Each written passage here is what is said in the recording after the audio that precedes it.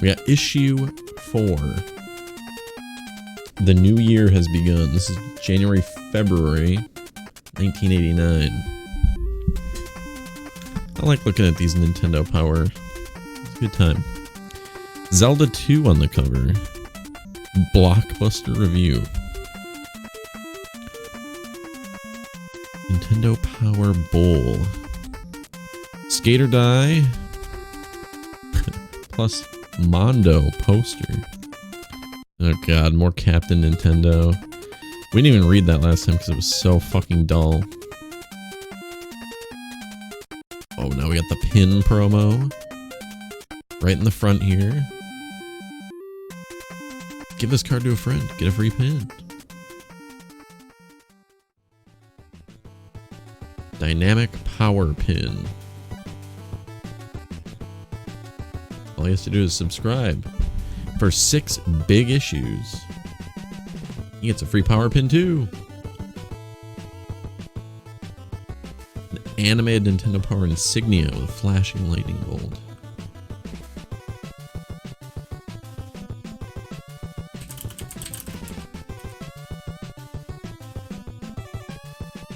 See if any of these are out in the wild.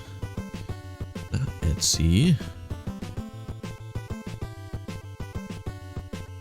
Oh, these are cool. Team Power Pin.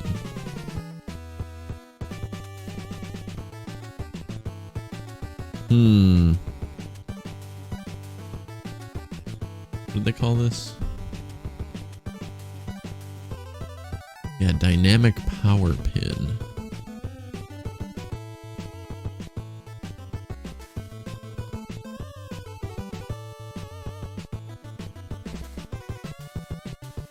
This is kind of a cool old pin here. I don't see any of this exact lightning bolt. This was very early in the magazine's life, so I'm wondering... Oh, we have Skater Die music! Wondering how... 550? Huh. I don't know what that is. I'm wondering how rare that lightning bolt pin is, because I don't see any of them here. Alright. $6 savings. I want the clout. Wow. Just weird how terms come back with that. Oh, the actual pin is 3 inches. I mean, that's pretty big for a pin.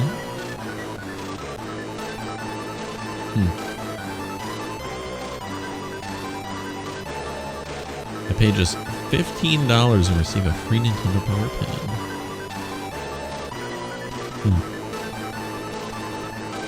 It's not bad for how many issues? 6? It's like $2 an issue. It's not too bad. Plus you get the free pin. The Rolling Maker.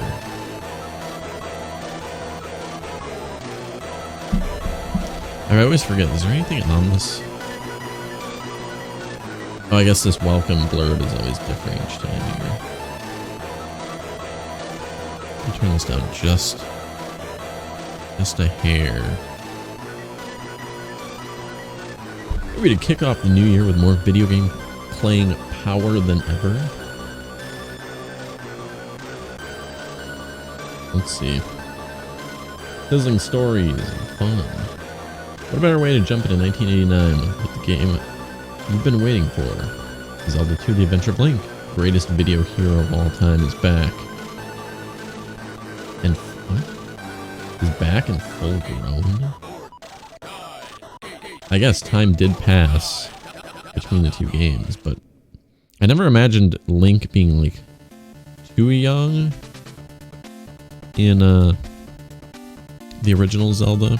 But I guess Zelda, Ocarina of Time kind of did it too. Zelda is very often a story about aging, growing up. Greatest video hero. I think I read that as video game.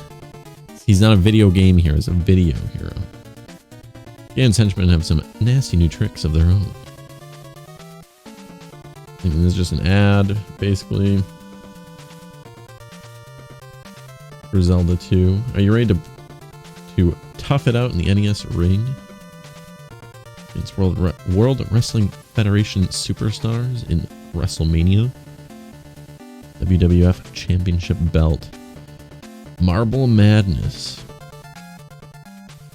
They're just kind of giving us a lowdown of what we're going to see to some extent. Of course, there is the Marble Madness there. Power Bowl, Metal Gear. Interesting that they're doing a Metal Gear feature when the past 2 issues, I think, have both had questions already sent in about Metal Gear. WrestleMania.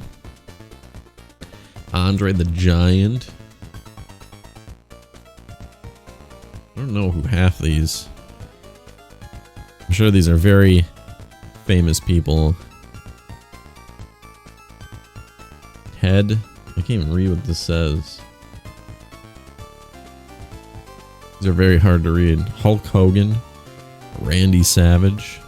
Andre the Giant. Those are the 3 I recognize.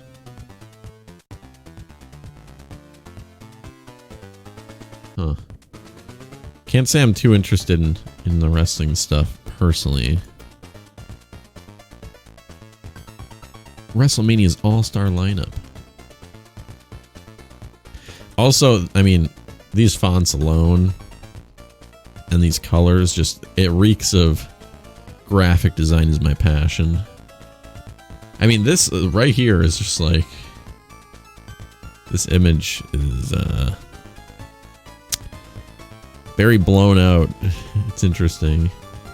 You got these very basic fonts as well, with the red text on the garish yellow background.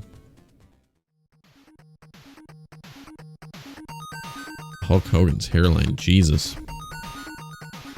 Golden X. If you see Hulk's Golden X during a bout, try to get it quickly. Like cheers from his adoring fans, this will help revitalize Hulk. Massive Foot. Get Andre's trademark giant footprint when it appears on the screen. It'll increase his already awesome stamina. Got like a move list. Yeah, Honky Tonk Man. I don't think I know who that is. Bam Bam Bigelow. Ted DiBiase. I'm not even gonna pretend.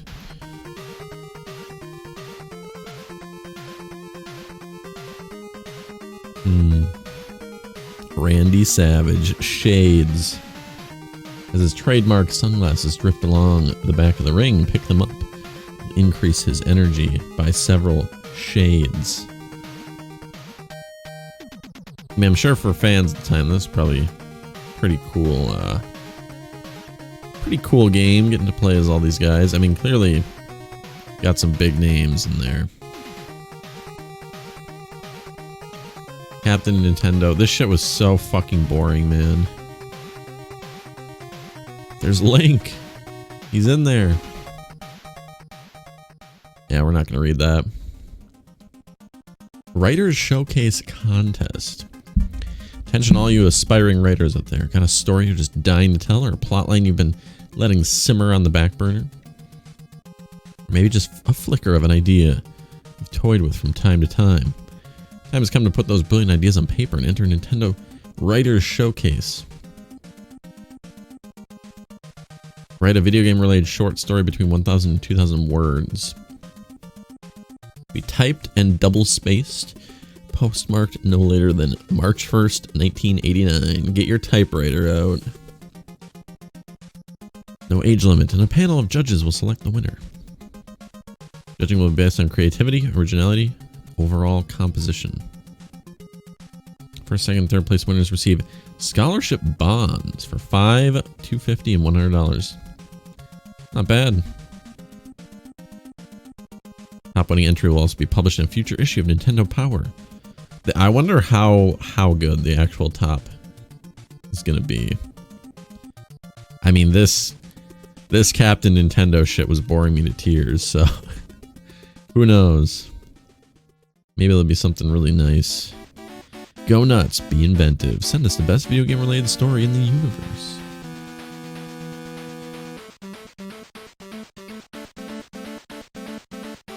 This is a really fucking confusing inclusion here. Sesame Street? Like, is someone young enough to be watching Sesame Street and, like, actually reading this magazine? I'm sure, like, there were probably very young subscribers that would, like, look at the pictures and stuff, and... You know, maybe there's still some value to including this. Thankfully, this is only 2 pages. But I'm hesitant to say that this is a terribly valuable inclusion here. Ernie's magic shapes. Match the shapes and colors of assorted objects. Ernie, who's playing magician, will present a colored object. From his magic hat, he will select the best match.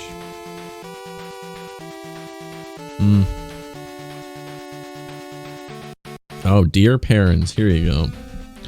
And grandparents. Introduce the younger members of your family and the neighborhood to the NES with these fun learning games.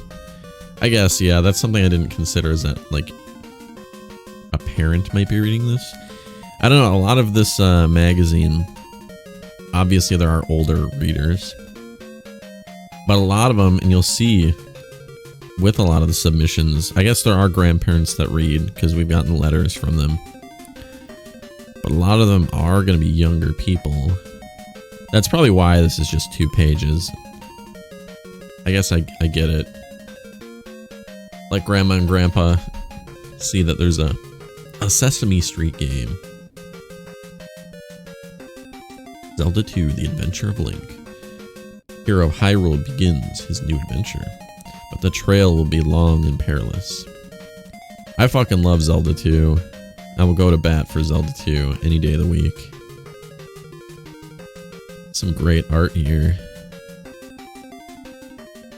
Love how they have this Link on the side, you know, blown up. They've got the same Link in the lower right corner. They've got like an even smaller of the same pose there. It's different art, granted, but it's just kind of funny to see that over and over and over. Alright, let's take a look here and see what we're getting ourselves into. So this had just come out in December, but there was an issue with supply. So a lot of people would probably be getting this magazine in their hands and not actually be able to find the game anywhere. Just because, I think it was a chip shortage is what the problem was. So for a lot of people, this would be their first exposure to, you know, being able to sink their teeth into this game, because they wouldn't be able to play it quite yet. Years have passed since Ganon's defeat. I guess now that I'm looking at this art, I think Link was a little bit younger in the NES art. I don't remember in the NES. This is the NES art, but you know what I mean. The first game. I always just call The Legend of Zelda like Zelda NES. Years have passed since Ganon's defeat. Link has grown since that epic struggle. Much evil remains still in Hyrule. Princess Zelda knew the secret of the Triforce, but refused to tell it to a great sorcerer. He then cast a sleeping spell on her. As foretold in the legends, a man of royal bearing would come to save Zelda in Hyrule. His hand would show a mark. So that speaks specifically to like the Triforce on the back of the hand thing. I wonder if that's the first reference to that. Like, is that the inception of the Triforce appearing on the hand? Not totally sure. To overcome the evil forces, Link must find the third piece of the Triforce. Wisdom and power he has already. Now he must find courage. And thus, Link's great task begins. Hyrule has greatly changed. Unlike The Legend of Zelda, the game consists... I guess that's the other thing to think of, is this game isn't even called The Legend of Zelda. This game is called Zelda 2, The Adventure of Link. This is not called The Legend of Zelda. I don't know why, that just throws me off a little bit too. I know this game is like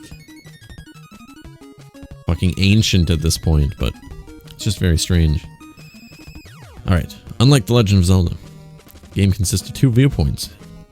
In the overhead view, Link can hike along roads or venture into wilderness. If he meets an enemy off the road, suddenly he is thrown into the side view action screen, where he must do battle. The view is also from the side inside the many palaces and towns that lie along his way.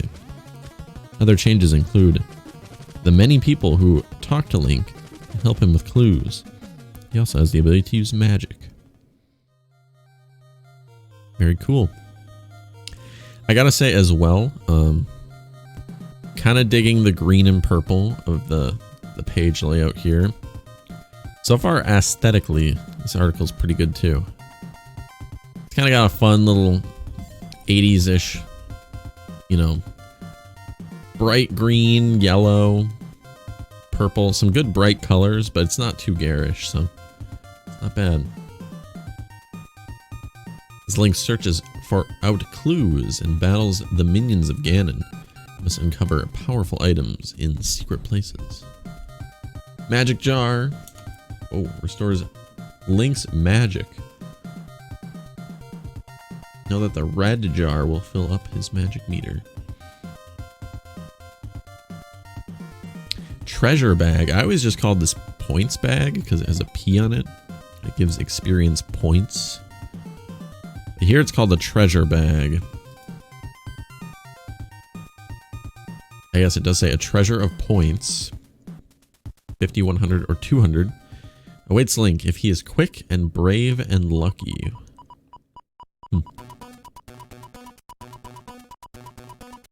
Magic container. An increase in 1 measure of magic. What? An increase in 1 measure of magic will Link gain from this vessel, and his magic meter will fill up.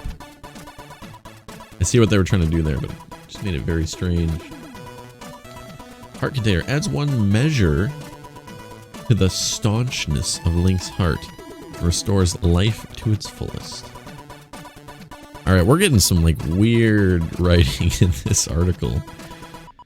I get what they're going for, but it's very bizarre. A flame to brighten the dark caves through which Link must pass. Once lit, it cannot be extinguished. Hammer. Many roads in the overview screen are blocked by boulders. Only the hammer can shatter them.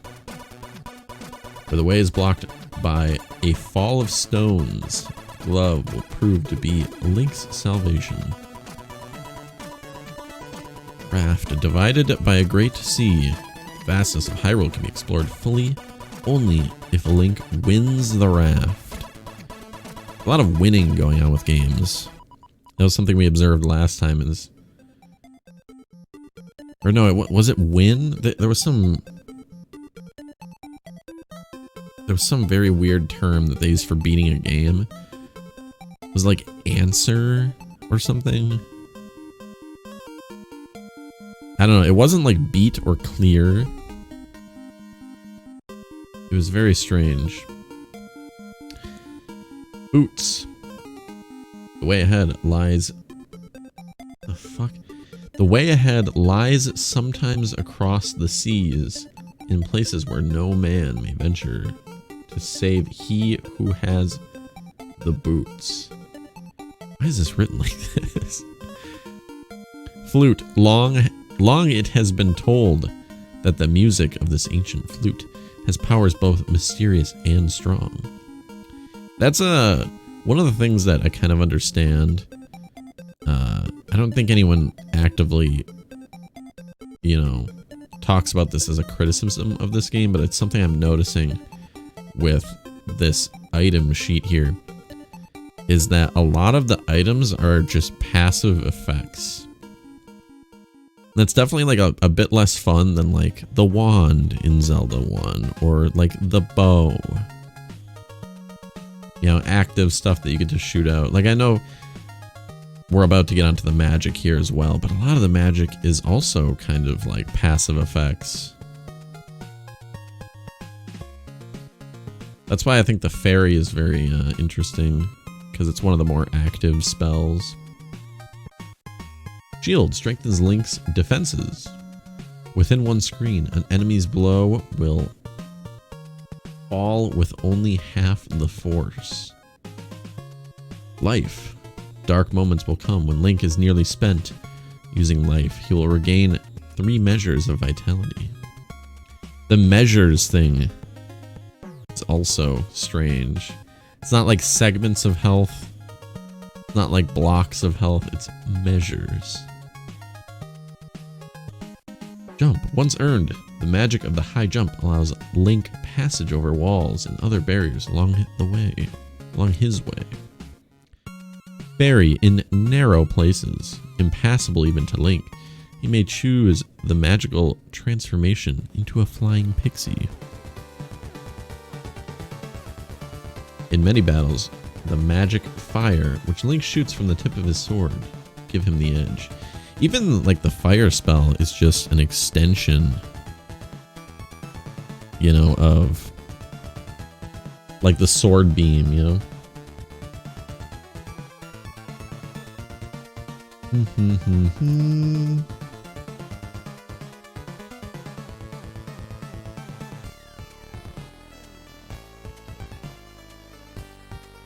Get rid of that. There we go. Having email verification turned on usually filters that out, but not always. Alright. Reflect with this powerful magic weapon. Reflect back the evil spells sorcerers hurl at Link. Oh yes, the spell magic, yes. Casting the spell on particular enemies will prove the difference between victory and defeat. I actually don't really remember that one. Thunder. When all seems lost, the magic of thunder brings hope, for its power affects all enemies present. See, even the thunder is just like, it's a very passive thing. It just is like a screen clear. Study well the battle map of Hyrule. Do not be deceived. The distances of Hyrule are greater than they first appear. Long is the road Link will travel, and fraught with many dangers. And also, he will find help in unexpected places. Alright, we don't really need to read everything verbatim. I do want to spend a good amount of time on this, just because it's there's a lot of interesting art, especially, so we'll see that on the next page here. Let's read about the action scene. Off the beaten path, Link encounters enemy creatures and servants of Ganon. The scene becomes a side view and will scroll either left or right as Link fights towards freedom from the center as seen below. Each action scene consists of 3 screens where Link must prove himself to be the champion of Hyrule. So this might just be an explanation just because, you know, a lot of games were just like left to right. This gives you like the option. Especially a lot of like Nintendo readers probably would be like, their favorite games would be Mario or, you know, first issue was Mario 2, which has a little bit of, you know, other directions that you end up traveling, but primarily you're just going in one direction. You don't really have a choice. You can't just say like, I'm going to just choose to go left. That might have been like a bit of a new concept for some players. Dude, I love all this art is so good. The Magmat bot. This jumping jelly drop is found everywhere. Dealer. Like a giant spider, the dealer drops on a thread from trees. Loader. Crawling beetle that gobbles up life energy. A Boggle Boggo. Vicious flying fish. They spit rocks at Link on bridges. Those are almost like a mix between like a Cheep Cheep and an Octorok. Geldarm. Caterpillar that stands up. Only its head is vulnerable.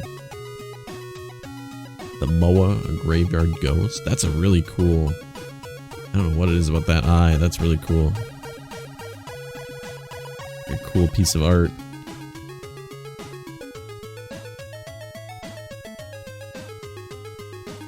Goria. A boomerang master. He lurks in caves. Link must use his shield. Like a little guy. I always pictured this little piece as a mustache, and it looks like it might be. It's still kind of hard to see because the art's not terribly high resolution. Daira. Against the Daira's axe, Link's shield is useless. I always thought the Dairas were pretty hard too.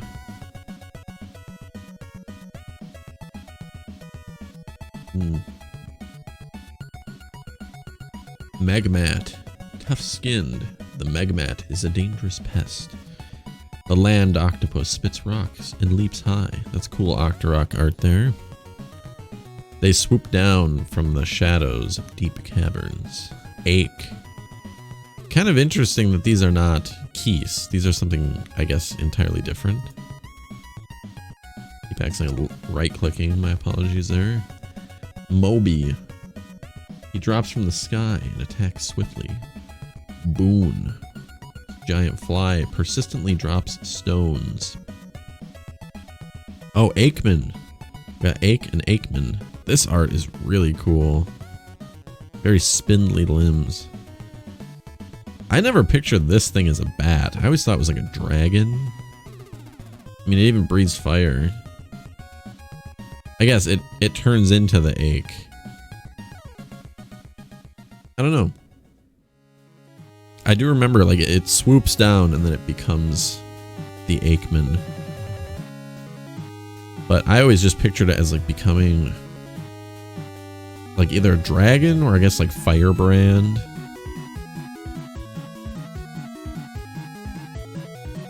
From Ghosts and Goblins. Oh. Then we got Mew. Small, thorny, and hard. Mew is weak on top. The color shows its strength. Weak, normal, strong. The King's Test. Passing the Palace Guardians. Yeah, we got the Iron Knuckle there.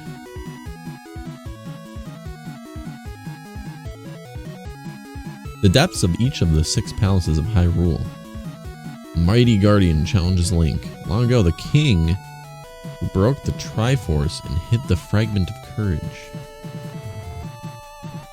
set these guardians the task of protecting 6 mystical statues that are key to regaining peace in the land. Very cool. I'm amazed that they don't have... they're not Iron Knuckles. They're something different, right? The other knight enemy. The one that always beats everyone's ass with the shield. I'm amazed that's not outlined in the Servants of Ganon. I'm pretty sure that's a different thing. What is that thing called? Zelda NES Knight. It's the same guy, right? What are these called? Dark Nut. Yes, not Iron Knuckle. Dark Nut. I'm pretty sure the guys with the shields are Dark Nuts, and these guys are Iron Knuckles. Yeah, the Dark Nut is like iconic. I mean, in a lot of Zelda games, but definitely the one enemy that most people would remember from this game probably be the Dark Nut. Horsehead, Barba, Helmet Head, Karak.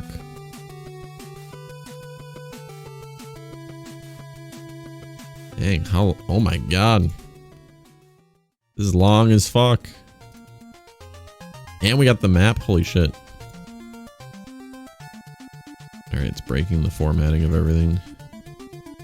Oh yeah, it's breaking the formatting of everything. Alright, hold on. We're going back. What is going on here?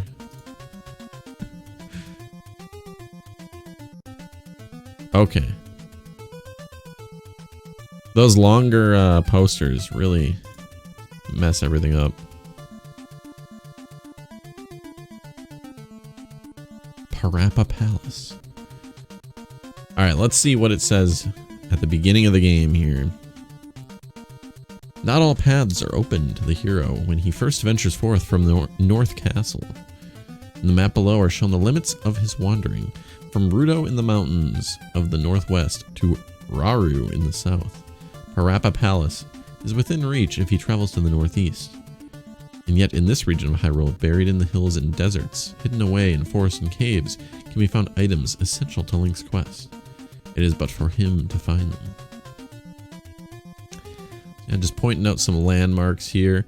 Honestly, they kind of start us with a pretty small area here, which is nice. It lets you get your feet wet, but it gives you a couple options to look around. Across the burning sands of Tantari Desert lies a deep cave, which is rumored there rests a statue of a goddess, and a great prize to he who wins it. The prize must also be won, for the quest is never easy. Parappa Palace. To the north and east, beyond the mountains and deserts, is set Parappa Palace. Only columns of marble rise above the lonely sands, but below in the great halls and passages, it is said that a candle awaits. Definitely like how these blurbs are written a lot better than like the spell stuff. Always will Link's journey begin here, where Zelda sleeps. Should he fail during an attempt, he must start out again from the North Castle. Only while Link retains a life will he continue the place where he fell. Just some tips for each of the towns. Rudo's nested between northern peaks. The village offers rest and aid. From Rudo came the statue of the goddess. Return it for a rich reward. Near the forest, east of North Castle, Rauru offers lessons in magic. Here dwell folk with powers to restore spent life and magic. Parappa Cave, dark passage leads to the desert. A lone loader lurks within, just one. This is actually really nice too that they have the secret hidden forest here, because those will pop up throughout the game. So it's kind of an easy one to spot and teach you that you got to keep your eyes out for some suspicious looking tiles. Under the eaves of this isolated forest, look for a bag worth 50 points. Hey, excuse me. It's getting a little late where I'm at right now.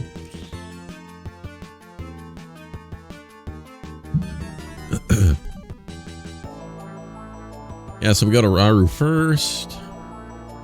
Cautiously, Link takes the dark path to Parappa Desert. Oh, that's why they only put one loader in there. I kind of forgot, actually, that you have to go through there. Carved from the roots of the mountains, tunnel to the desert remains the only way open to Link.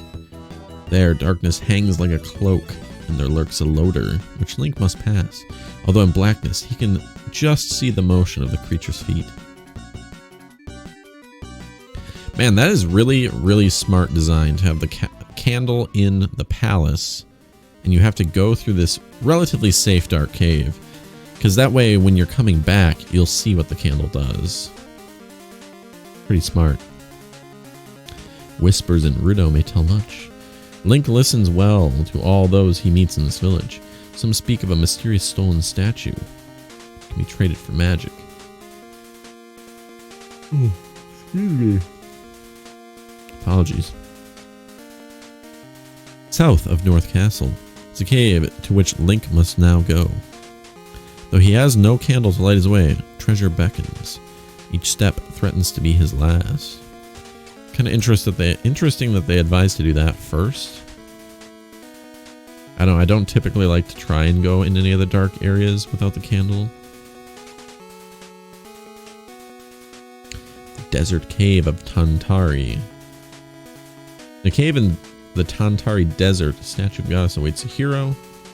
More perilous than the southern cave, for invisible holes pit its floor. The dreadful creatures rush and swoop at Link. The candle from Parappa Palace, the way is easier.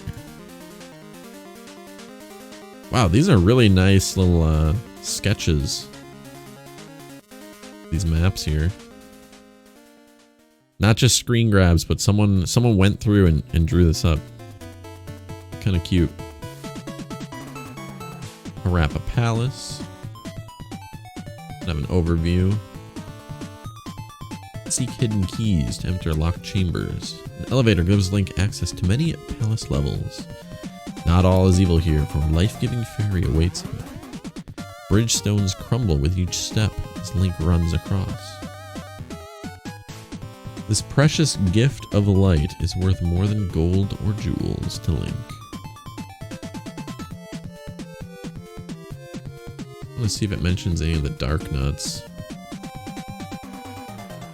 Jeez.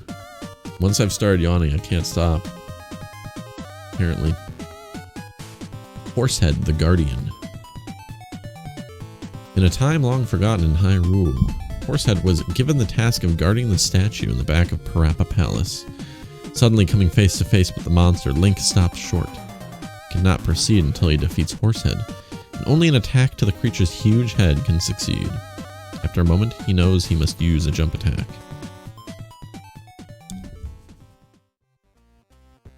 It's kind of like narrated almost.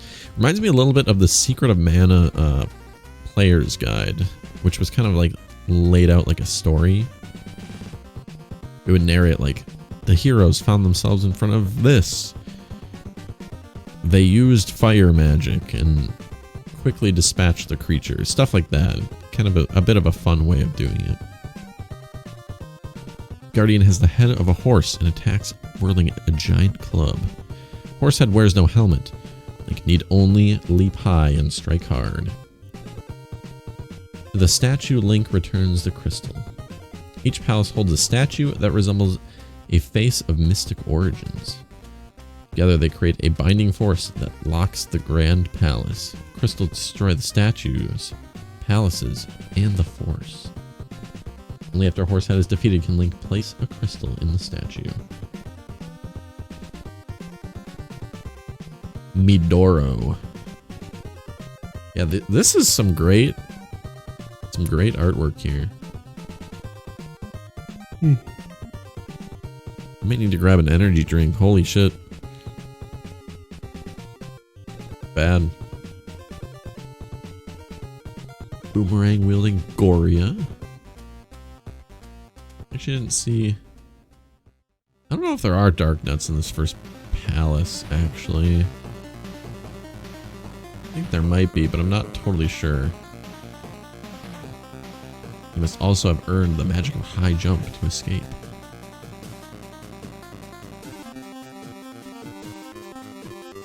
So yeah, a lot less hand-holding in the second palace here, because they don't give us the world map showing exactly where to go and all that. Literally just like a blurb describing how to get there and some info there. God, these maps are cool, man. This would be really fun to play this game and like use these maps. Oh, there's a key there, but it looks like I gotta do some platforming over a hole. Maybe that hole goes down here, it looks like. Helmet Head, Guardian. Link comes upon him in the most remote corner of the palace. A knight armored in blue steel bars his way. With his shield, Link foils the attack, but his sword blows merely ring off the Guardian's hard head. Here to succeed, he must learn the art of the downward thrust. Aiming high, Link jumps and attacks. Link continues with his head attack. On the steps, stone statues guard the palaces. If Link strikes one with his sword, he may receive something valuable. The prize is a jar of magic potion. Glove allows Link to crush fallen blocks here. Another passive effect. This bird guy is cool.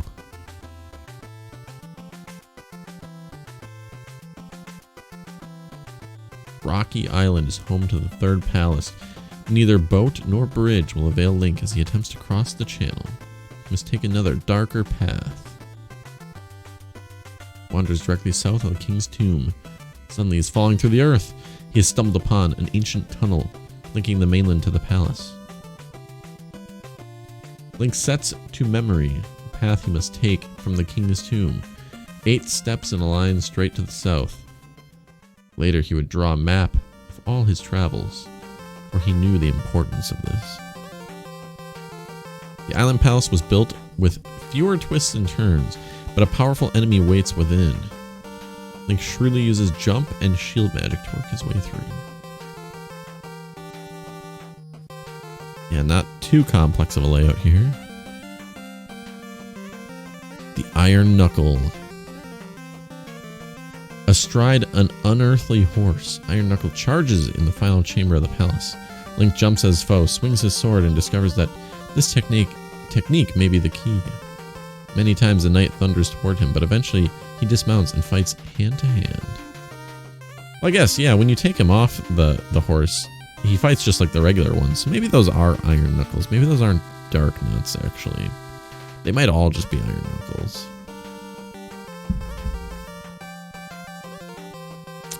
Link jumps and down thrusts. Wait, Link's jumps and down thrust of his sword begin to tell on the still mounted knight. When the knight dismounts, Link leaps in close to the attack, sensing victory. 100 points and a key are buried. Using the down thrust technique, Link carves his way down to the treasure buried in the blocks.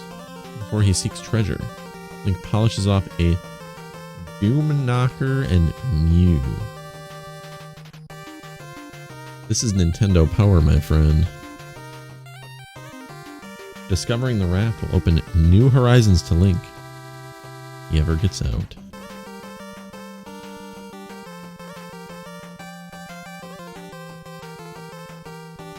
Palace of Maze Island. What the hell is this thing? With the magic... Oh, is this supposed to be like one of the guys in the house? Or is this... This isn't... That's not a Wizrobe, is it? Yeah. Wizards.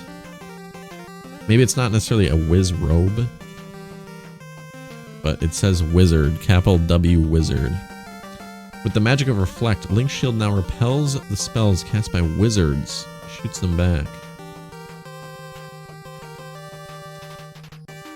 Yeah, I guess that's what these... I never pictured these Wizrobes as looking like this fucking ghoul. Oh, this is Zelda 2, The Adventure of Link. Karok, the Guardian. Quickly, Link learns that the power of the wizards is not only in their spells, but also their quickness and the fact that they vanish without warning. Only the Reflect can fight them. He waits, crouching at the left of the screen. They literally just tell you to stand at the left side of the screen and camp. I mean, that's the strat for the fights, I guess. Just kind of goofy. He activates Reflect and crouches on the left. You must be patient for this method to work. To defeat Doom Knocker. Link must face many who have the strength and cunning of Ganon. Doom Knocker is one such as these. With clubs, he attacks. I remember these guys. These guys are fucking annoying.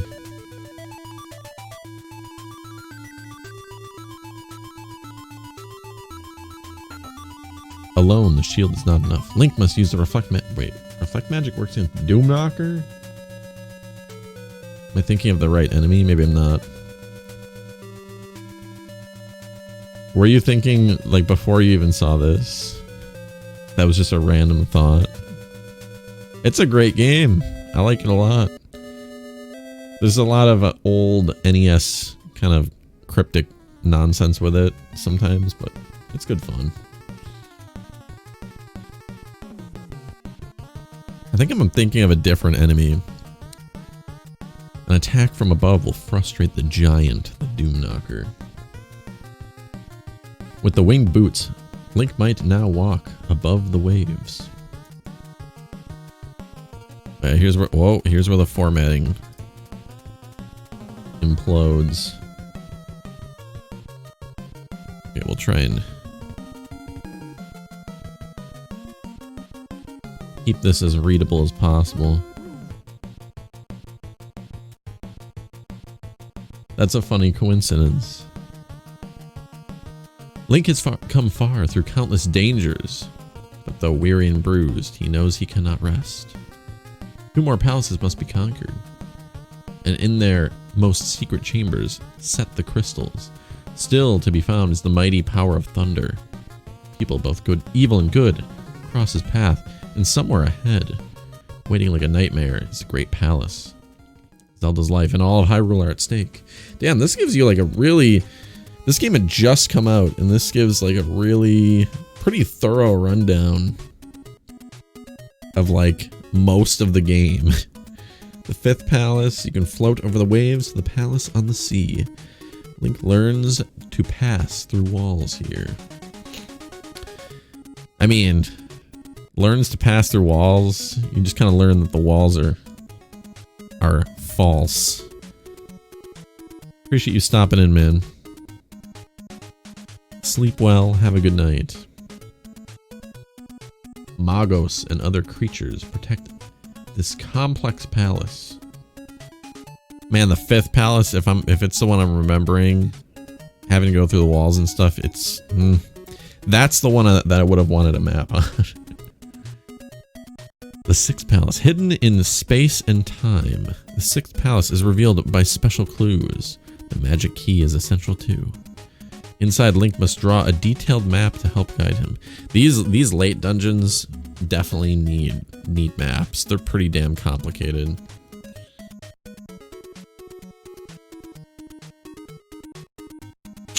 Although, I think when I last played this game, I think the only dungeon that I really needed a map on was the very last one. I'm almost certain.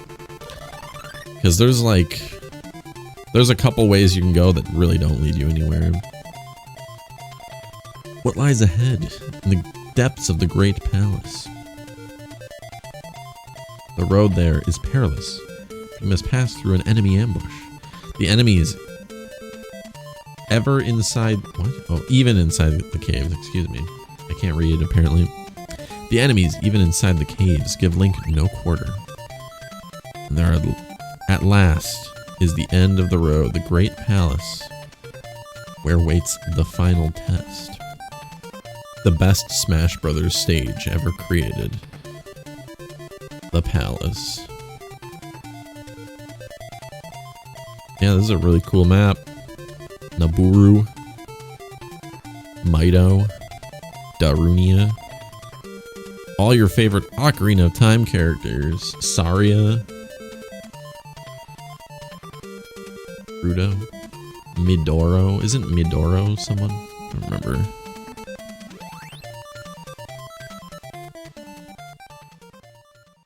North Cat. The way this scans in is just fucked up.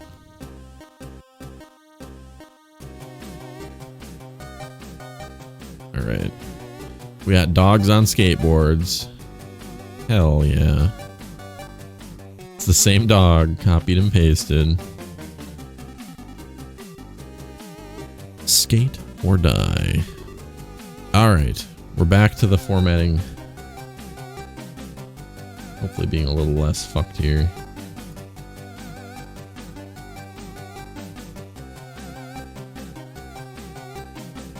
Grab your board and hit the concrete. Some pretty radical graphic design here. This art, like, I get it. I don't like how that looks. It's definitely like, whoa, so radical. So that's fine, but ugh. It's like a gross Simpsons character. The skate shop manager is an old pro who can teach you plenty about skating. Freestyle.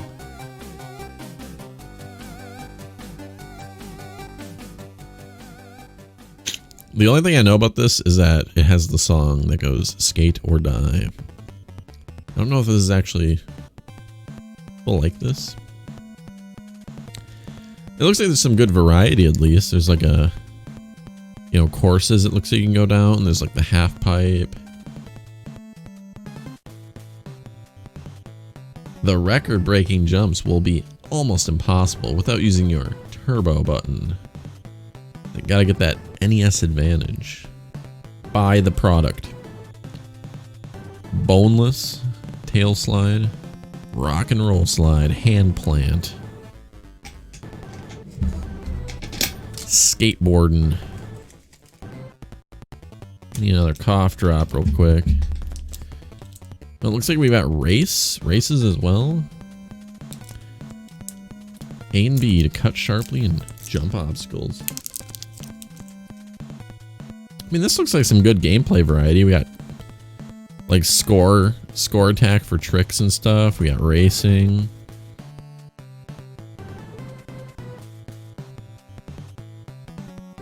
Can't say this would have gotten me particularly interested, but I can see this being something to get excited about.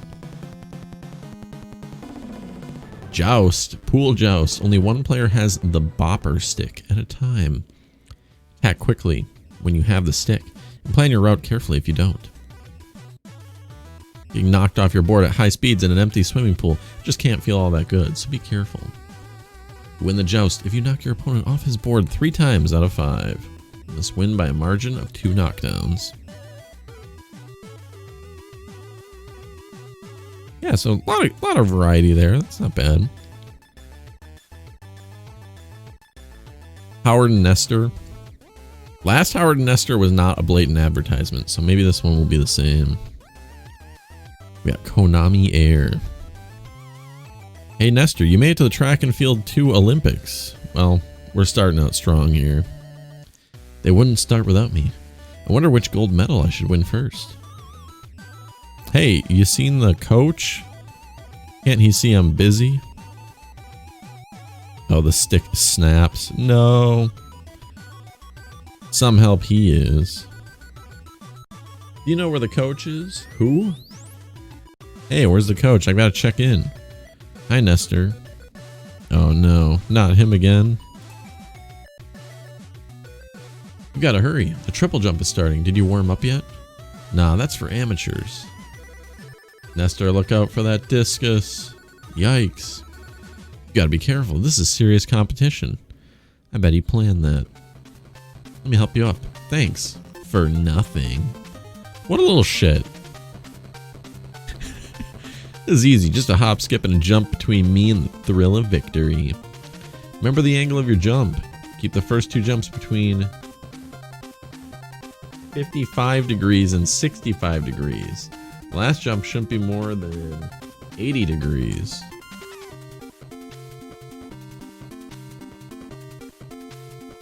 Degrees? I mean, that first one is a degree symbol. I don't know how triple jump works. Yeah, I kept thinking, like, does he mean like feet? That would make sense to pace out your jumps. Like I said, I don't know how this works. Most important, your timing is critical. I'm gonna show him how it's really done. Look out, world. Here's Nestor's Gold Rush. Think about himself winning. Faster, Nestor, faster.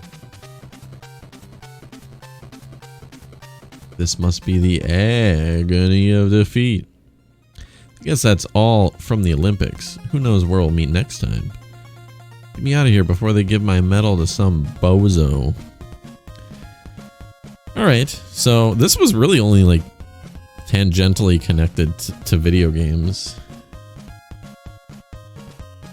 Bro, who captured these fucking screenshots? My god. Or is the scan just kind of washed out? Looks like the scan might be a little washed out, but even still. Because yeah, this black is a little bit light. But it's still legible, you know, the text on the left here. Alright, let's see. How do you get to the other side of the water in World 4-3? Just before you reach the water, you'll confront Birdo and his deadly flying eggs. While Birdo is normally a bad guy, he can directly help you out here. It's so weird reading he with Birdo. That's just wrong. I will just read it verbatim though. Go to his right side when he throws out an egg. Jump on top of it and don't throw it back. Just ride the egg all the way to the other side. Not a magic carpet, but it'll do. Where are the warp zones? The stages in Super Mario Bros. 2 get more and more challenging as you advance. For this reason, it's best to be an expert in the first areas before you tackle the elevated challenges of stages to come. So the warp zones, which allow you to skip some stages, should not be used by first-time players. You don't want to get into too much too soon. Expert players, however, can find the warp zones useful to advance past levels that they've already mastered. So for you Super Mario Bros. 2 aces, instead of telling you exactly where the warp zones are, we'll show you what they look like. If you recognize these pictures, then you're ready to warp. When you find these areas, first use the magic potion to go into subspace, then go down the jar into another world. That is kind of a fun way to do that, actually, because someone who does know the game well would definitely recognize some of these. I mean, the two on the left I recognize, the two on the right I don't, but I'm not as well versed in my Mario 2 as I should be.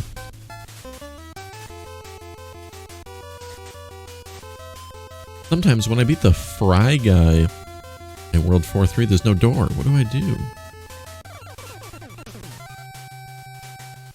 Is this like a bug? What is this? When you destroy the last piece of the Fry guy, try to avoid touching it as it falls. If you do touch it, you may not be able to leave the area. When this happens, press the start button to pause the game. And with the other controller, press and hold up on the control pad and press A and B at the same time. You'll lose a character and start at the beginning of the stage so you can try again. Wow, this is literally just like a bug report. Golgo 13. How do I go through the bases? How do I advance past Grease? Make use of the maps and keep track of where you're heading. You use a pencil to point at the wall on the map that you're facing. We're not going to read all that. About fucking Golgo 13. Wizards and Warriors. Where do I find the key? Red key in the lava stage. Very close to the top of the lava stage. Go to the area just below the red chest. You'll see a very steep incline to the left. You won't be able to climb up here right away. Wait on the ledge to the right. Defeat the enemies until you find the blue potion. Get a good running start and jump to the left. Sprint up the cliff. Zelda First Quest. Man, the second quest was really like not a well-kept secret. I feel like years and years later, I would see, especially like pre-2010, I feel like I would see a lot of things that were like, here's a secret way to play a secret version of Zelda 1 that no one knows about. You'd see that on like forums and like game tip sites and stuff like that. But this is like such a, I mean, it's such a common thing that they're just saying Zelda First Quest here. They have to specify because everyone knows about the second quest. How do I get through level 7? One room up from where you feed the hungry Goria. Rumble grumble. You'll find the map to level 7. This map is in the shape of the head of a monster. Know what that's supposed to be? Alright. The tip of the nose of this monster is in the upper right. What? It's the upper right room of the map. So they're saying this upper right room is the nose. This does not look like a monster. I guess it's helpful to visualize it that way for some people, but it doesn't really look like that. Which is weird because there are maps that do look like things, but this does not. Maybe that's what's supposed to be, but I would never get that from this image here. Alright. While finding your way to this room, make sure that you bomb every wall, even if it doesn't seem likely that there's a room on the other side. Sometimes there are rooms that don't show on the map. Once you've reached the tip of the nose, you'll find wall masters and several blocks. Defeat all the wall masters and make sure that you don't pick up a clock, as this could freeze some of the wall masters inside the walls. Then push all of the blocks in the room. A stairwell will soon open up and reveal the way to the Triforce.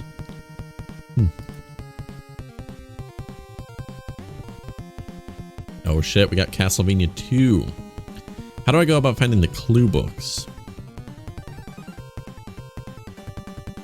Alright, while some clues that you receive from the townspeople can be false, the clues from clue books are always true. This makes them very important items to obtain. To find the clue books, search carefully and try to firebomb every wall segment. Once you have the Eye of Dracula, you'll be able to see where the clue books are. They're saying literally just hit every wall in the game. It's kind of interesting as well that for The Legend of Zelda, they say bomb every single wall. Just make sure you have tons of bombs. It'd be a lot more helpful if they would specify which walls, but they just want you to hit every wall in all these games. What do the crystals do? How do I get past Yuba Lake and Deborah Cliffs? Or Deborah. I'm going to say Deborah because it sounds more fantasy-y. And enter Berkeley Mansion. The crystals are very strong and magical items. They will allow you to pass by some incredible obstacles. There are 3 different crystals, and each of them can be used to pass a different barrier. To uncover the secret of the white crystal, search the town of Veros. In the west end of Aljiba Woods, you'll find a clue book that will let you know about the blue crystal. You'll be able to do the same thing that you do with the blue crystal with the red crystal, only in a different place. To find out where, look for a clue book in the top right of Brahms Mansion. That's pretty vague advice there, I gotta say. Got Double Dragon. Mission 1 Magic. And there's a lot of stuff on Double Dragon here. Avoid conflict. When a Bobo breaks from the wall, you don't actually have to fight him. Climb the wall and get away. Just leave. We actually have some fucking Mega Man coverage. I think this is the first mention of Mega Man.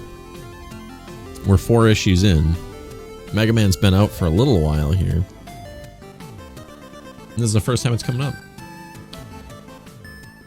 Monsteropolis will never be the same once you master a secret fighting technique that will multiply the power of your weapons and make Dr. Wily's evil humanoid robots shake in their collective boots.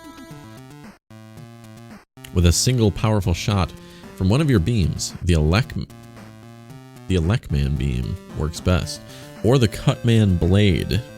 You'll be able to register several deadly hits to even the toughest enemy.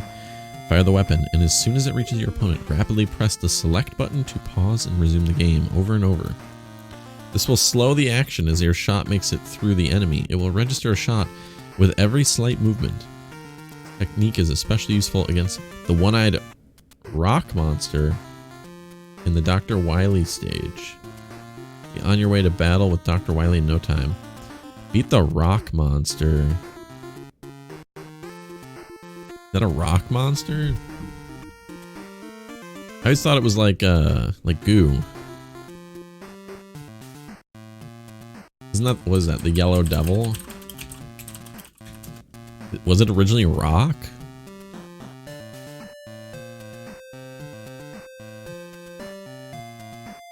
Mega Man knowledge base. Gigantic robot. Yeah, yellow goo-like. Even in the NES, they conveyed that it was goo. I don't know where they're getting rocks from. One at a time. One of Mega Man's most powerful advantages is that he can take on the abilities of his foes once they've been defeated. Some of these special abilities can be useful against the enemies that wait ahead. Our agents in Monsteropolis have devised a plan of attack for these enemies. They contend that it is best to defeat Cutman first.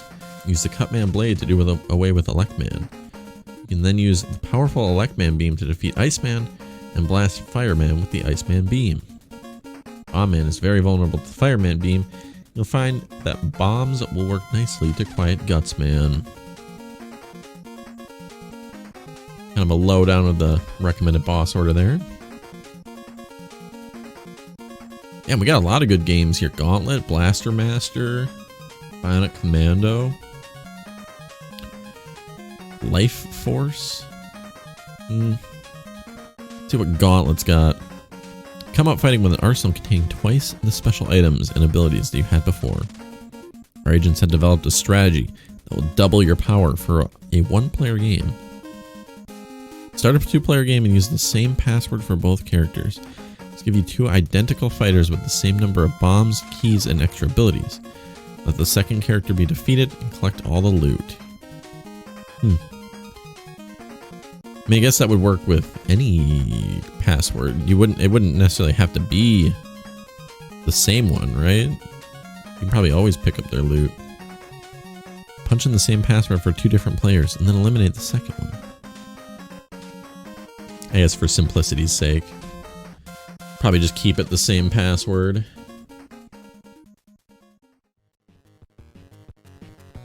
On your way to destroy the evil plutonium boss and his band of radioactive mutants. These can be very hard to come by. Beginning of the stage 5, there are 2 barriers that require keys. We have, however, found a way to get the barriers. Get by the barriers if you only have 1 key. Destroy the enemy at the end of stage 4, grab the key and move on. When you get to the first barrier, use the key to open the lock and move your vehicle to the area between the barriers. Leave the vehicle and climb the ladder to the top. If you fall off to the right correctly, hugging the wall as you go down, you'll land on the other side, on the other lock, and it will open. You'll lose 1 character this way, but it's a good way to advance if you don't have the proper equipment. And just clipping through the gate there, I guess it opens it up for you. Track and Field 2.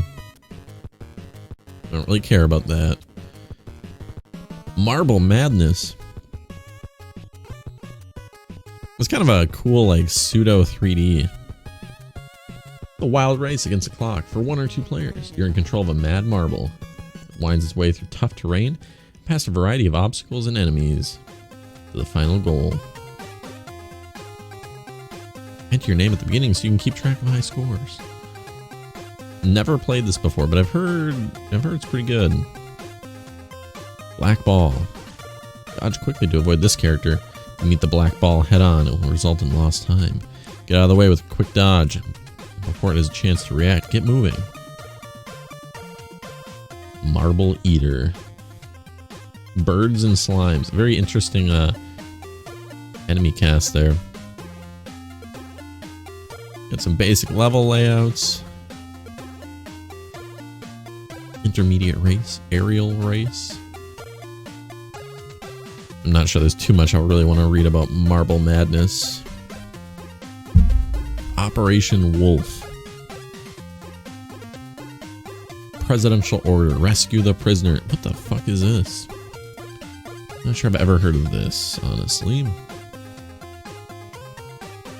Another kind of military shooter type game. Huh. Damn, we're only halfway through this magazine. I'm gonna start going a little bit faster.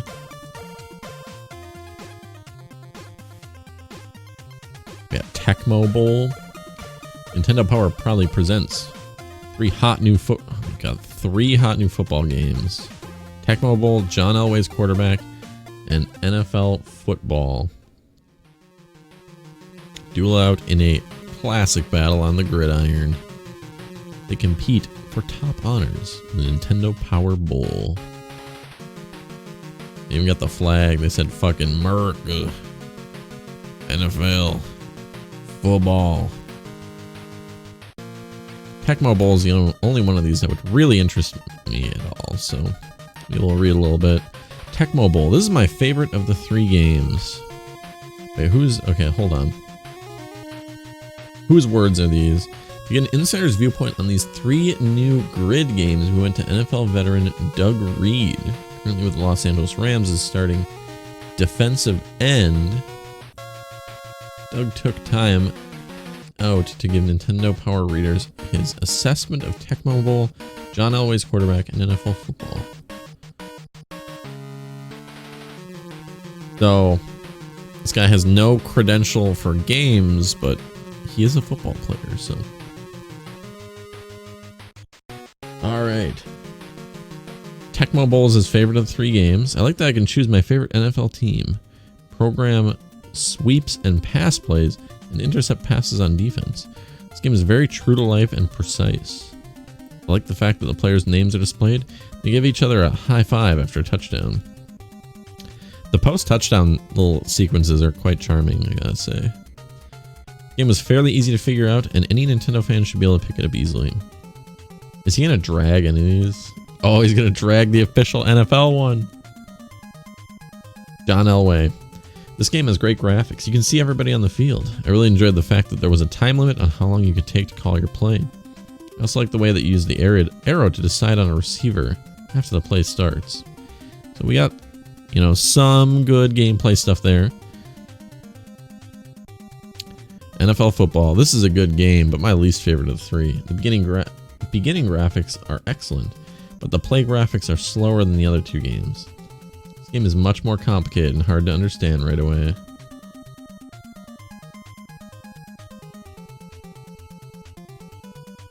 Editor's note. Doug's right, but for those looking for super football strategy, check this one out. I don't know about that one, Chief. They were like, oh, we can't say anything bad about the NFL one. Put an editor's note in.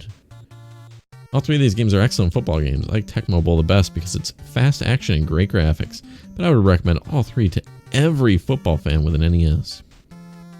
All 3 are recommended. So you should buy 3 football games that are probably very similar, and Tecmo Bowl's the best one. It's funny. John Elway's quarterback. Playbooks. Tecmo Bowl. It's interesting to me. Okay. So back here they said, oh, like the NFL football one is like more complicated, and if that's what you're looking for, like that's the one for you. But then we go to the playbook section and it's like John Elway gets, you know, an entire page. Tecmo Bowl gets a number of different things like explaining the different plays. NFL football gets, oh, you can run offensive plays and defensive plays, and like you just select them, and it's just like this tiny little segment. Starting to think that maybe it's not as deep as they first wanted to lead us to believe.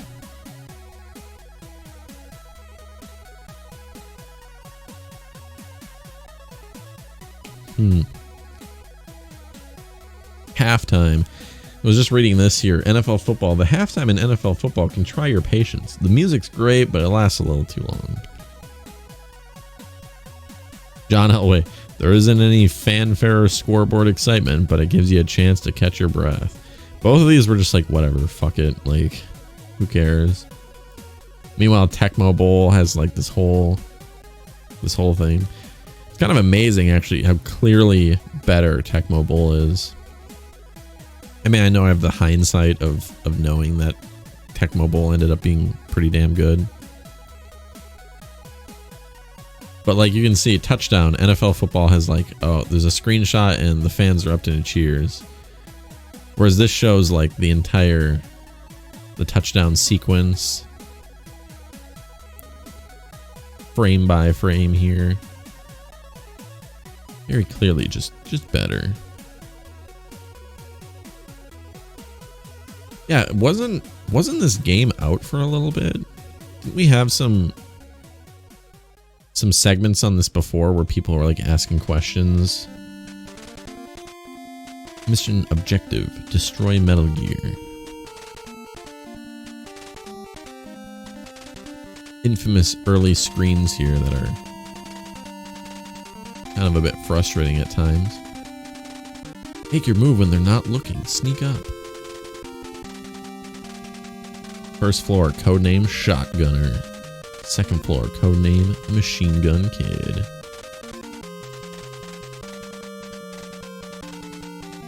Destroy the supercomputer. Hints to defeat each foe is what this top thing says. I thought it just said eat each foe. Just eat them. According to Dr. Petrovich, Metal Gear will be controlled by this supercomputer. Without it, the weapon is a useless pile of junk. Use the doctor's info to destroy this super menace. Kind of a shame that, as far as I'm aware, this is a very mangled version of Metal Gear.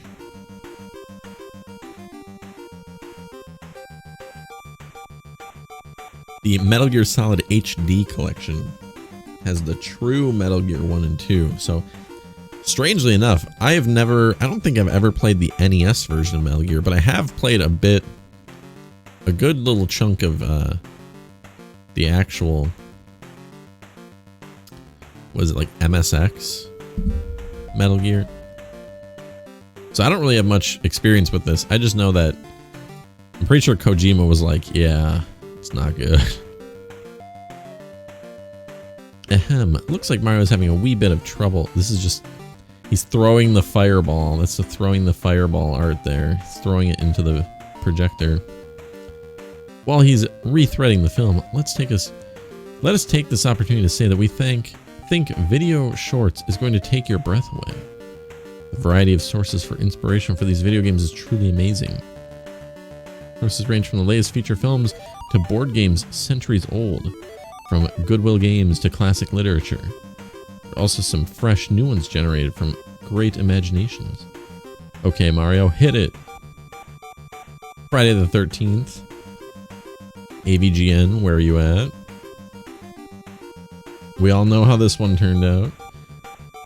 You finally got the job you wanted all school year. You waited all school year for, excuse me. You're a counselor at Crystal Lake Camp. Of course, every job has a few little irritations that make life unpleasant. You know, mosquitoes, poison ivy, whiny kids, Jason. Yes, Jason, star of the Slash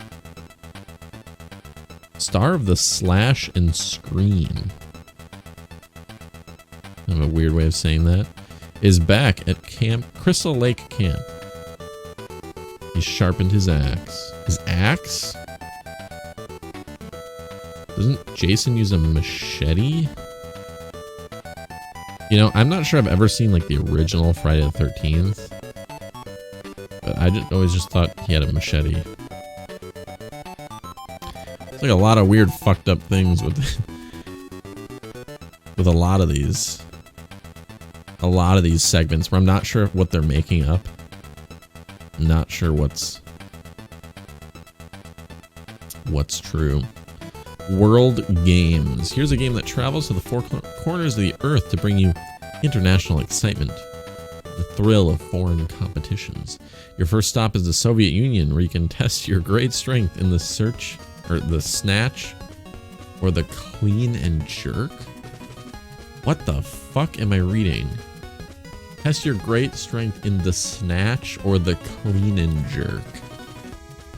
Next is on to Germany for some barrel jumping on the ice. And then scenic Mexico for a little tense cliff diving. In France, you'll negotiate the slalom, and a quick stop in Scotland for a bit of cabertossing. What am I reading here? I don't understand. While in the Far East, bow to your 400-pound honored Japanese opponent and then try to throw him to the ground. Travel to the Great White North in Canada for a good day of log rolling A. Finally, back in the U.S. of A. Summon your courage and ride the terrifying Brahma Bull. Fucking weird, man. Alright. Star Soldier. Not sure what this is. Not terribly interested to read about. But I do want to read about Dr. Jekyll and Mr. Hyde, because this is another AVGN famous. More than 100 years have passed since Robert Louis Stevenson first published the immortal classic, Strange Case of Dr. Jekyll and Mr. Hyde. Now all the mood of the Victorian of Victorian England and the frustration they knew. The frustration of poor Dr. Jekyll had been wonderfully rendered in video game format. And for the first time, like Dr. Jekyll, who takes an untested potion and randomly becomes the savage Mr. Hyde, must play both the part of the hero and the villain. The Doctor's goal is to get to the church and marry his lovely Millicent. Barring his way are a number of obstacles, animals, and vengeful people. When the stress becomes too much, he turns into Mr. Hyde, who must be prevented from progressing too far in the world of demons. All the while, both Jekyll and Hyde are fighting for control. Mr. Hyde gets further on his journey, or on his demon world path, than Dr. Jekyll has traveled on his own path. Lightning strikes him. Isn't that what the goal is in the Mr. Hyde segments? Don't you want to get to the point, or maybe not? No, I think the point is you're supposed to change back before you get too far. I think that's how it works. Rampage. Rampage is a pretty cool game. I quite like Rampage. I remember they made a Rampage movie like within the past 10 years, I think, and it was probably shit, but a very weird time to make Rampage. Just like at the arcade, you'll have a monstrous good time with Rampage. Select either George, the colossal ape, or Lizzie, the giant lizard. Go on a spree of destruction that would turn Godzilla even greener with envy. You and a fellow monstrosity may wish to commit wanton destruction at the same time. You may even join a rampage already in progress. That's a pretty good feature. Being able to like just jump in. I don't remember that showing up too much on the NES, so that's pretty slick. Rampaging is hard work, so eat plenty of good food, like fish bowls and passers-by. Othello. Saying goes, a minute to learn, a lifetime to master. Beautifully simple in its design and gameplay, this board game favorite has delighted tacticians for more than a century. Been faithfully transposed into video game format for the NES.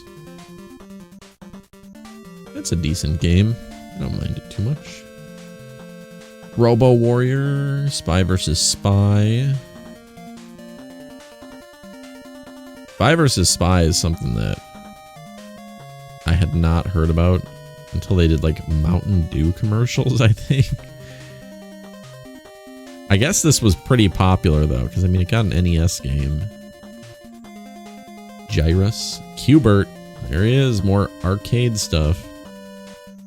This is just horrible.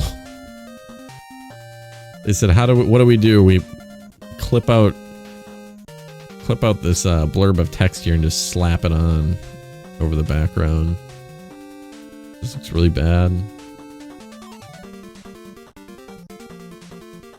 There's actually a story to this. For a real change of pace, try this horse of a different color. In fact, changing to a different color is what this popular little adventure is all about. The Tasmaniac Kings of Chaos have trapped Q*bert in a treacherous time warp. Damn, the Q*bert lore goes pretty deep there. Oh shit, Ninja Gaiden's coming out.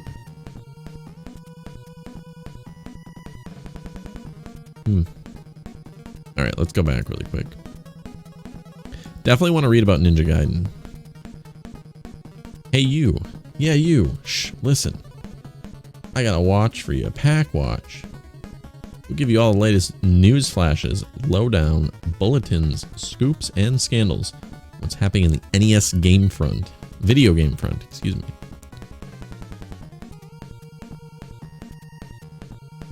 Remember, you'll hear it here first. You're gonna like this watch. Just around the corner, Ninja Gaiden. So this must be coming soon then, huh? This new game from Tecmo got the highest marks of any title we've seen in a long time. There's a whole new feel, outstanding graphics, incredible challenge, and a great storyline. We expect this one to hit #1 on the players' poll in no time. I mean, it's hard to ignore, really. I mean, that obviously back then stuff would fly under the radar, like really good games would get missed, but most of the time it was pretty evident like what a good game was and what was just stinky.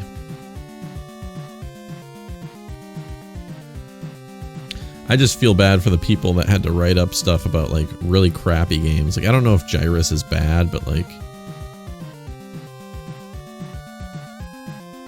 if you had something really, really bad in these video shorts, like, okay, the Dr. Jekyll and Mr. Hyde, like, you have to write something good. You can't just be like, this game sucks dick. Definitely a skill to be able to write something good about Dr. Jekyll and Mr. Hyde. Ninja Gaiden features a cinema display system that advances the story with movie-like scenes, giving you a rest between action sequences. Sound effects, different camera angles, and background music add to the realism and enhance the story. Ryu's ninja wall spring jump and climbing skills remind us of Metroid gameplay. This one will be our main feature in March, so get ready for some real ninja action. It's hot, hot, hot. All ninjas derive their strength from their inner well-being. Increasing Ryu's spiritual strength will enable him to use special abilities and weapons while increasing his stamina. I don't know what the fuck is going on in this bottom box here. Hiya, how you doing? We're the Gossip Gremlins. We've been hired by Nintendo Power staff to sneak around and find out things that nobody else knows. Some of these things are just being whispered about. But hey, nothing gets past us. We're Gossip Gremlins, you know. I don't know why I gave it that accent. CES, Consumer Electronics Show. It only happens twice a year, January and June. At the show, we'll uncover all the inside secrets and hear all the major announcements about what to expect in the months ahead. And in March, we'll tell you. Get some CES news. Pro basketball. Basketball is the game of the hour. 4 new B-Ball game packs have been announced. Hoops, One-on-One, Magic Johnson's Fast Break. Not interested. RoboCop, Data East. Bayou Billy from Konami. Still no firm release. 3 games in one that will combine fighting action, Zapper, optional shooting. Wow, really? Rad Racer like driving in a down on the bayou setting.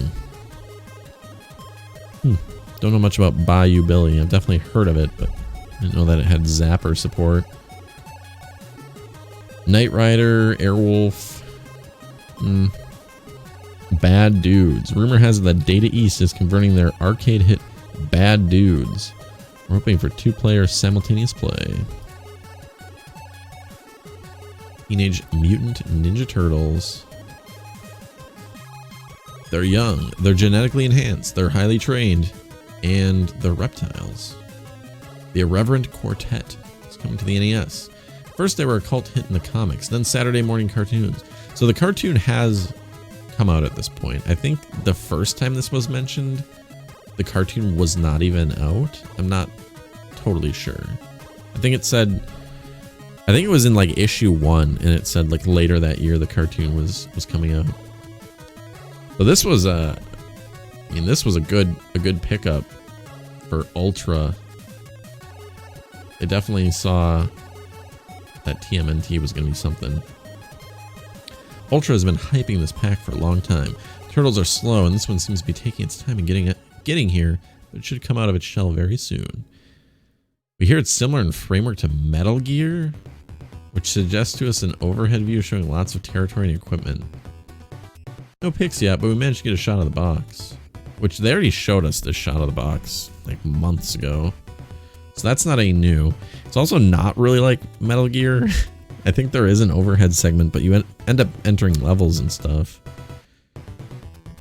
It's more like Zelda 2 actually in that way.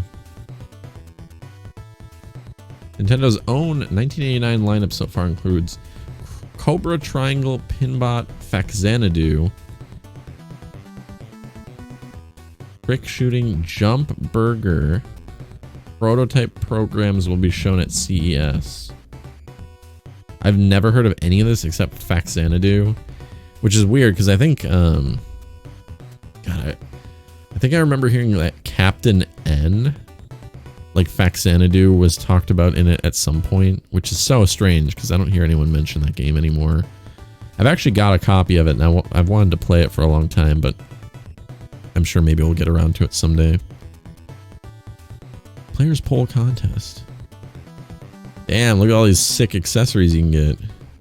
Honestly, I'd rather win the Zelda 2. I mean, the NES Advantage is kind of cool, but like this other shit. Or the jersey. The jersey's always cool. Surely you can't find any of those online. Nintendo Power Jersey. Merchandise. There it is. Can't buy them in a store. The only way to get one of these fantastic shirts is to win one.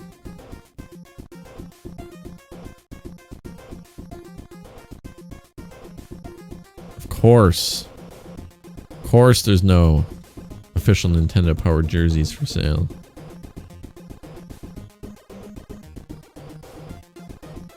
Secret of Mana cover is pretty cool. Is this anything that's in the game? I don't know. We'll get there eventually. 54. We got 50 more to go, but we'll get there. Players poll. Same old, same old. All right, we really got to kick it into gear here. We're going to be skimming. Hands-free controller.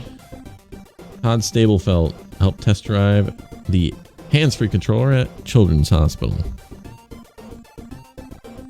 Newest addition to its versatile line of game accessories, hands-free controller. Allows user traditional control of a video game without the use of hands. Serves our physically limited special needs players who are unable to manipulate controllers currently offered. This is fucking awesome. I gotta say, especially like this early. I mean, I'm sure it's something like this existed for like Atari and all that shit, but like this early in the console era, this is cool. Sip and puff to operate A and B, and then a chin-fitted joystick. Yeah, I mean, I guess the NES doesn't have many inputs, so it was easier than ever to come up with something like that. Nowadays, there are so many fucking inputs on a controller. I can't even imagine like what the research looks like to, you know, make something like that. Oh, the Play Choice 10. Fuck, now I want to read this whole thing. I was like, we're going to speed it up. I mean, we can skip all this celebrity bullshit. Imagine an arcade machine packed with 10 of the hottest new games all at once. Well, Power Players, you don't have to dream about it. Just look for Nintendo's PlayChoice system in convenience stores and arcades near you. PlayChoice system is a veritable video jukebox. After popping your quarter or token into the machine, hit the reset button and select your new game. The only difference between PlayChoice 10 and a jukebox is that you're selecting video games instead of songs. You actually own the machine from the time your quarter slides down the slot until your time runs out. PlayChoice system has a great deal to offer. If you put multiple quarters or tokens in at a time, you receive a bonus. For instance, each quarter or token gives you 300 time units. By placing 2 in at the same time, you receive an additional 150 units for a total of 750. PlayChoice system has up to 10 great games to select from. Check the game menu often for fresh selections. On the PlayChoice system, you can expect to find detailed graphics and a helpful stop action feature, plus the excitement and versatility of ever-changing game menus. 5 new games out now on the PlayChoice systems are Contra Double Dragon, Super Mario Bros. 2, Punch-Out, and Gauntlet. For the really big news, begin looking for Super Mario Bros. 3, spring of 1989. Damn, it feels like Mario 2 art, just came out. What the fuck?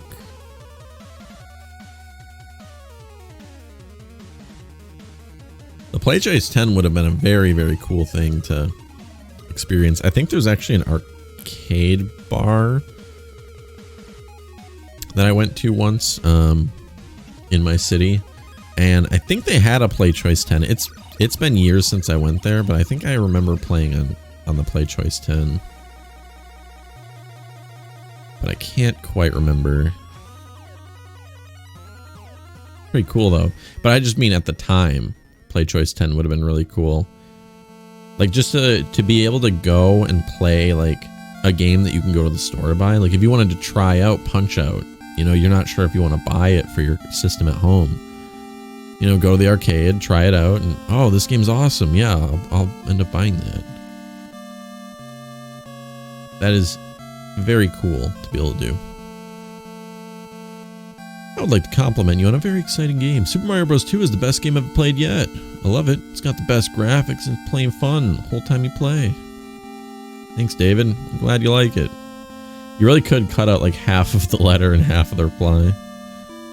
Whatever happened to Dragon Warrior? Will it be coming out? This is interesting that Final Fantasy hasn't come out yet. Dragon Warrior hasn't come out yet.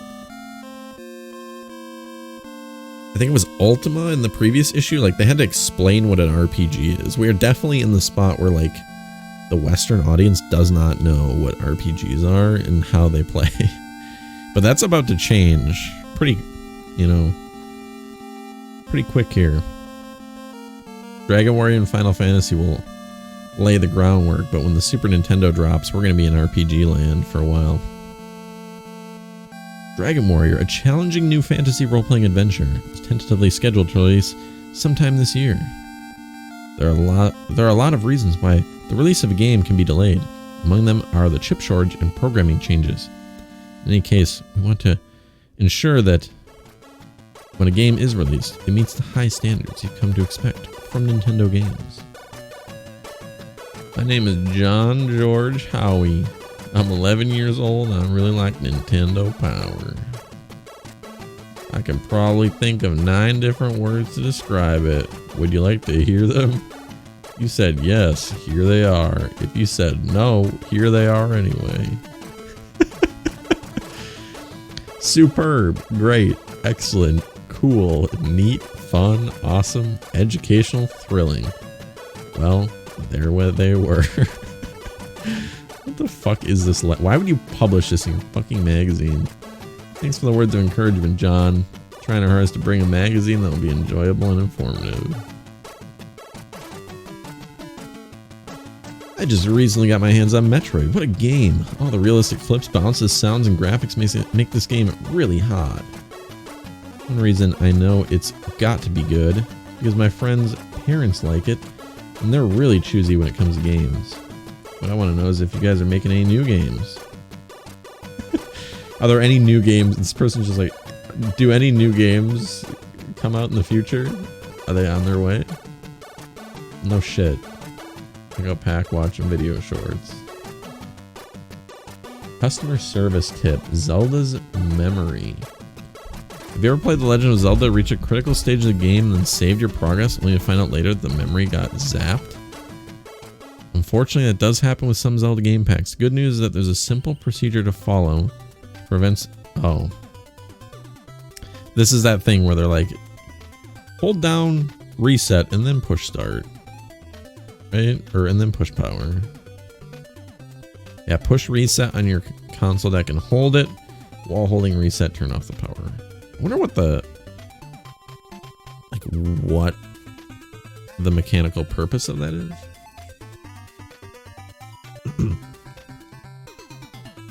I'm not sure if Zelda had it, but I think there were some games, I think, that had battery saves that were like, ensure you don't lose your data. Hold reset and then push power while holding it. Oh. I don't think it was Zelda, but it might have been in there. My son Sam turned 4 on October 11th, Mario's birthday. He's been playing his NES for a year. Sam's high score on Super Mario Bros. Is 328,000. Are we lying again? I don't remember what the highest score in Highest score, Super Mario Bros. NES. Okay, it's way higher than that. This child might actually have gotten this score. Purchased The Legend of Zelda after watching my husband and I... What? Oh, and after watching my husband and I play. Sam played the game himself. Within a couple of months, he defeated Ganon in both quests. At 4 years old? I don't know if a 4-year-old could beat Zelda without assistance. Kid Icarus. Managed to beat Kid Icarus at age 4. Alright, they played multiplayer, 112 rounds. That's pretty fucking big. Sam is anxiously waiting both of them.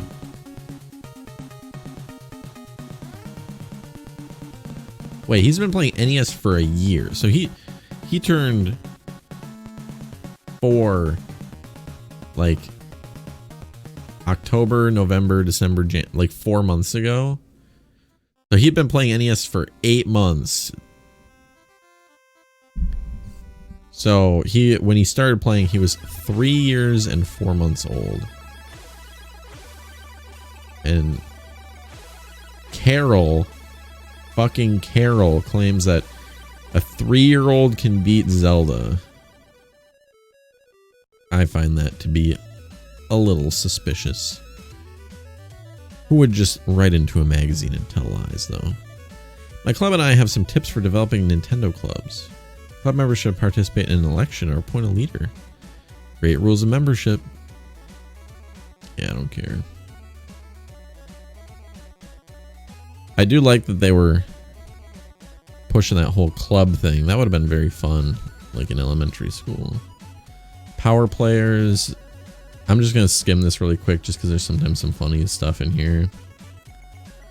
Like, I've gotten 800 million points in Dr. Mario, which didn't exist at the time. My 5 greatest tips. Have a current subscription to Nintendo Power. See, this is the ultimate way. I wish I would have known the meta of getting your, letter in Nintendo Power. All you have to do is say, like, my subscription helps me be a Power player. That's truly how to get in there. Jose, age 14. Where are you today, Jose? All right, let's see. What are our top 30? I'm amazed that we have the original Legend of Zelda above Zelda 2, but I guess that makes sense because, like I said before, Zelda 2 was like not in people's hands because of the chip shortage. No, this was... So this would be voted on every 2 months because this magazine is every other month. Like this was January, February. So this would be November, December issue is when people would have to send their votes in. So this is what we were complaining about last time, is that Zelda 2 was on there when the game wasn't even like released yet.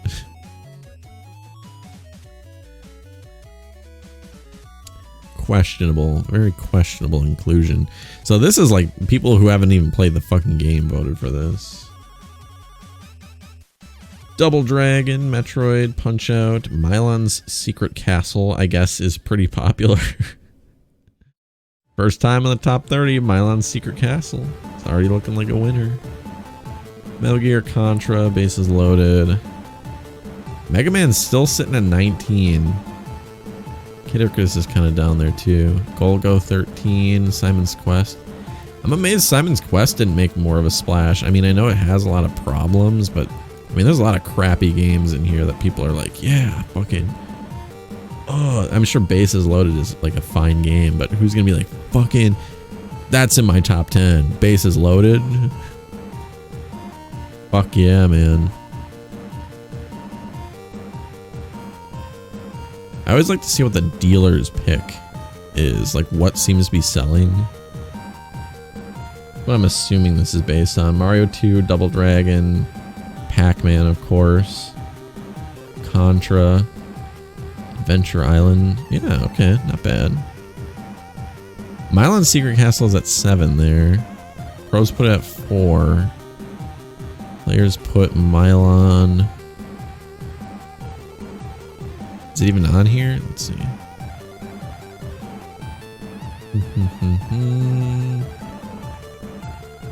I don't even see it on here. Wow. No one chose Milan Secret Castle. The next March and April issue, Ninja Gaiden, Hudson's Adventure Island, and The Adventure of Link. Very nice. We ever excited? Press time. We were on our way to the giant Consumer Electronics Show. It takes place in the city of Lost Wages. I mean, Las Vegas. This is... it's a dumb joke. Spectacular show where everybody in the electronics industry gets together to display their new hardware, accessories, software, inventions, and game packs. Imagine, we, along with all 34 of our licensee companies, were together on under one roof. The number of new licensee companies has grown dramatically and now includes such a familiar name as Milton Bradley. To all of them we say, welcome aboard. What this means to you is that more imaginations than ever are at work to bring you the greatest number of choices in the history of video games. From what we've heard, this year promises to be the most exciting year yet. With this much info to report back on, the March and April issue will be more powerful than ever in keeping you up to date with the best new games and helping you make the right game choices. So stick with us. There are monsters to be fought, people to be rescued, worlds to be saved, treasures to be discovered, and lots of great times to be shared. And in case we forgot, Happy New Year, gang. See you in March. Howard Phillips. Pretty wholesome. This is definitely like a very homey era for Nintendo Power. It does feel like a tight-knit club. I mean, I kind of shit talk this like video spotlight and like these NES achievers, but for these kids, you know, this made them feel like, oh, you know, I'm part of the club. Like, definitely gives it a nice little feel there. I can't shit talk it too much. Well, I can, but whatever. You know what I'm trying to say. Got some cool vintage products here. Look for the Nintendo seal of quality on games, accessories, and a whole lot more. The Power Pad. Watch for it soon. Alright, as is tradition. We'll see what the next cover is. You know, when I think of Ninja Gaiden, I definitely don't think of this lame fucking cover of someone in like a Spirit Halloween ninja costume. TMNT, more Link Adventures. I'm kind of just waiting for the day when we get... I want the actual reviews. These are reviews where they just kind of give us a little bit of a walkthrough. I want the actual like numbered reviews.